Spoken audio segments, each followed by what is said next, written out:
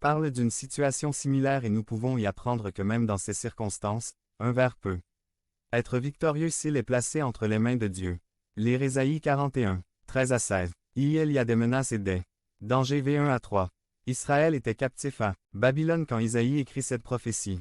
Israël était et est une petite ville. Il était et est toujours entouré de voisins puissants et hostiles. Il pouvait se considérer comme de petits vers et en avoir peur. La peur est naturelle, elle peut nous paralyser ou nous faire agir. Le docteur Stanley identifie 6 types de peur. La peur de la mort, de la pauvreté, de la maladie, de la vieillesse, d'être critiqué, de perdre un être cher. Aujourd'hui, nous sommes également confrontés à de multiples menaces. À la famille. Manque de temps, peu de communication, imposition, rébellion. En économie. Dois-je donner des exemples? Point. Il suffit de rappeler la chanson de Juan Luis Guerra. Le coût de la vie avec la nouveauté que l'on parle ici. L'anglais mais nous suivons le même chemin. En santé. Sa propre maladie ou celle d'un proche. Dans le domaine spirituel.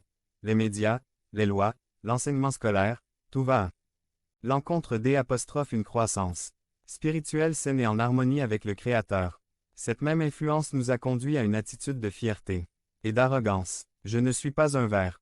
Mais nous lisons dans Psaume 22, 6 à 8. 6 Mais je suis un ver et non un homme. Les gens se moquent de moi. Devenez membre de la chaîne et AIDEZNOUS à propager la parole de Dieu à travers le monde. Samedi 16 mars 2024 Si vous croyez en la puissance de Dieu. Commentez 11. 11. Les gens me méprisent.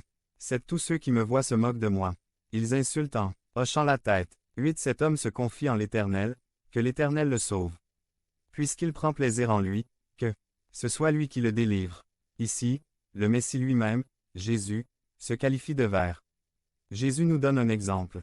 D'humilité file. 2. 9 à 11. Si Jésus s'est humilié, n'est-ce pas moi ou vous? Psaume 8. 4 à 6 dit. 4. Qu'est-ce que l'homme pour que vous en pensiez? Qu'est-ce que l'être humain, pour que vous en teniez compte? 5. Car tu l'as fait un peu moins qu'un Dieu, et tu l'as couronné de gloire et d'honneur. 6. Tu l'as intronisé sur l'ouvrage de tes mains, tu as tout soumis à sa domination. Aux yeux de Dieu, vous et moi sommes des joyaux précieux et lui seul peut nous mener de victoire en victoire. IABRI et protection V14.